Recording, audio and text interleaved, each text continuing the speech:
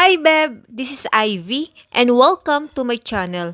For today's video, ipapakita ko sa inyo kung saan makikita ang transaction number ng inyong My.SSS card application. If you are interested na malaman kung paano ito gawin, please keep watching until the end of this video.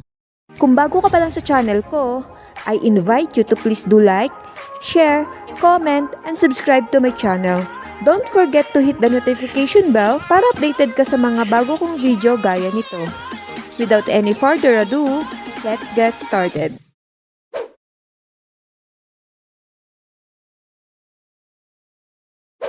Okay, Beb, para makapag-apply tayo ng My.SSS card, isa sa hinahanap or hinihinging details ay transaction number. All you have to do is magpunta sa SSS website and enter your credentials login and click sign in.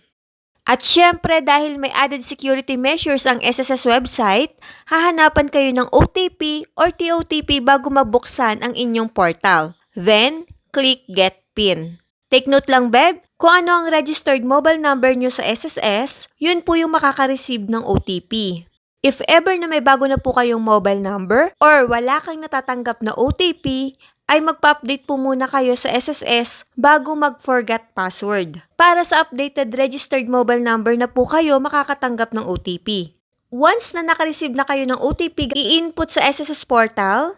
Kung TOTP naman po yung prefer nyo, i-open nyo lang po yung Google Authenticator app para makuha ang generated TOTP. Then, click Login. Upon successful login, once na nakapag-apply ka na ng request at nakapag-submit na po kayo ng data sharing consent and undertaking para sa application ng My.SSS card through My.SSS account nyo, doon ka pa lang po magkakaroon ng transaction number. Gagawan ko na lang po ng hiwalay na tutorial video kung paano po yun i-request. This time, short video lang po muna para sa mga nagtatanong kung saan makikita ang transaction number. Okay? Proceed po tayo dito sa notification icon and click this. Then, i-click nyo lang po yung web transaction para sa full details ng notice. And there you go!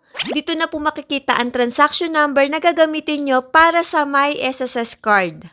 Aside from that, upon successful My.SSS card online application through My.SSS account, makakatanggap din po kayo ng email gaya nito. So, dito naman po natin makikita ang transaction number. So, ganun lang po kadaling hanapin ang transaction number ng inyong My.SSS card application. So, I think that's it for this video. I hope na nakatulong sa inyo and thank you so much sa wala niyong sawang pagsubaybay sa mga video ko. Thank you and God bless everyone. Follow for more.